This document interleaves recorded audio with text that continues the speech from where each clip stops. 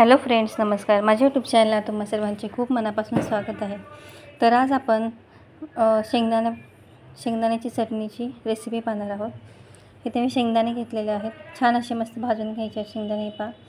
खरपूस छान भाजून घ्यायचे आहेत तव्यावर. एका तव्यावर छान असे भाजून घेणार आहे मी. कढईत देखील भाजू शकता. मस्त असे थोडेसे डाग येईपर्यंत आपण छान असे भाजून घेणार आहोत. पाहू शकता छान असे शेंगदाणे भाजलेले आहेत आपले. आता आपण एका डिशमध्ये काढून घेणार आहोत. आता या शेंगदाण्याची मी 2 चटण्या बनवणार आहे. तर पाहूया आता कशी बनणार आहे चटणी. अर्धे शेंगदाणे मी घेणार आहे. फक्त जी साल काढणार नाही अशीच घेणार आहे. साल वगैरे काही काढलेली नाही आहे. अर्धे शेंगदाणे त्यामधले घेतलेले आहेत मी एका मिक्सरच्या जारमध्ये. आता यामध्ये लाल तिखट टाकणार आहे. लागेल तसं तुम्हाला चवीप्रमाणे तिखट टाकू शकता, कमी जास्त. 1 चमचा घातलेला आहे मी लाल तिखट. आणि लसूणच्या पाकळ्या घातलेल्या आहे बऱ्याचशा. सोललेला नाही, लसूण असाच घातलेला आहे. छान टेस्ट लागते अजून लसूण असाच घातल्याने. जिरा घातलेला आहे 1 चमचाभर. मिक्सरला अशी जाडसरच वाटून घ्यायची आहे, जास्त बारीक करणार नाही आहे. आणि त्याच तव्यावर आता 1 चमचा तेल घातलेला आहे, छोटा चमचा आहे. छान असं आता आपला वाटून झालेली आहे चटणी. पाहू शकता तुम्ही. जाडसर अशी वाटलेली आहे, जास्त पातळ देखील नाही. आणि त्यामध्ये आता तव्यात आपण हळद घातलेली आहे थोडीशी, 1/2 चमचाभर. त्यामध्ये आपण वाटून घेतलेले शेंगदाणे घालणार आहोत. छान असे मस्त खरपूस भाजून घ्यायचे आपल्याला.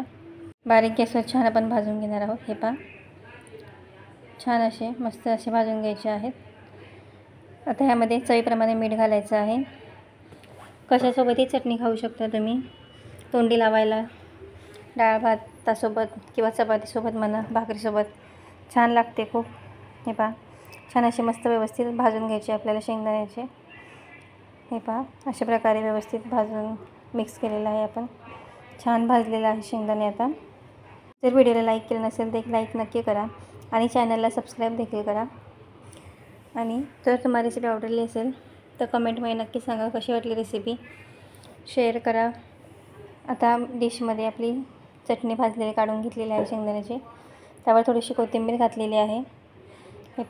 आणि अर्धे शेंगदाणे होते उरलेले, त्याची आता आपण साल काढून घेतलेली आहे मी. पाहू शकता. अर्धे शेंगदाण्याची चटणी बनवलेली आहे. आता ही जी आपण दुसरी पद्धतीने दाखवते तुम्हाला कशी बनवायची ते. त्या शेंगदाण्याच्या मिक्सरच्या जारमध्ये आपण मिरच्या घातलेल्या आहेत हिरव्या. मिक्स मिरच्या घालणार आहे. हे तिखटवाल्या आणि तो बिन तिखटवाल्या अशा. छान अशा बऱ्याचशा मिरच्या घातलेल्या आहेत मी. पाहू शकता. ह्या बिन तिखटवाल्या मिरच्या आहेत, जास्त तिखट नाही आहेत. आता यामध्ये आपल्याला लसूण घालणार आहे मी बराचसा. लसूण देखील असाच घातलेला आहे. जिरा घालणार आहे. 1 चमचा जिरा घातलेला आहे. हे असं वाटून घेणार आहे. हे थोडंसं वाटून मग त्यामध्ये शेंगदाणे घालून पुन्हा वाटून घ्यायचं त्याला. आता तोच तापायला ठेवलेला आहे आपण. त्यामध्ये 1 चमचाभर तेल घातलेलं आहे. तेल छान असं तापलं की त्यामध्ये मी आता जिरा घातलेला आहे थोडं. पाहू शकता. जिरं छान फुललं की आपण त्यामध्ये आपण वाटून घेतलेलं लसूण शेंगदाणे सगळं एकत्र घातलेलं आहे. पहिलं मिरची लसूण वाटून घ्यायचं. त्यानंतर आपण त्यामध्ये शेंगदाणे थोडेसे असे, मिरची बारीक होऊन पूर्ण. शेंगदाणे देखील थोडे थोडे दिसत आहे, जास्त एकदमसुद्धा बारीक केलेले नाही आहेत. थोडीशी हळद घातलेली आहे. छान असं मिक्स करून घेऊया आता आपण ह्याला. मीठ घालायचं आहे चवीप्रमाणे, लागेल तसं तुम्हाला. मीठ घातलेलं आहे. गॅस थोडासा मीडियम ठेवूया आपण, एकदम स्लोसुद्धा नाही. छान अशी आता आपण चटणी भाजून घेणार आहोत. मस्त छान अशी भाजून घ्यायची आहे. दोन्ही चटण्या अगदी झटपट होणार आहेत. तुम्ही करून ठेवू शकता, खराब होणार नाही. अगदी चपाती भाजीसोबत म्हणा, डाळ भातासोबत एकदम छान लागते खायला.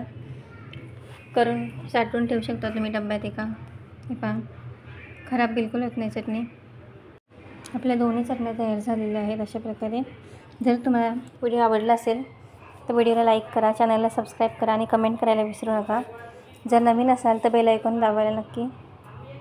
आणि जेणेकरून तुम्हाला नवीन येणारी रेसिपी सर्व दिसतील. आता यामध्ये आपण कोथिंबीर घालणार आहे वरून. छान अशा दोन्ही चटण्या आपल्या तयार झालेल्या आहेत. दोन्ही चटण्या काढून घेतलेल्या आहेत. पाहू शकता.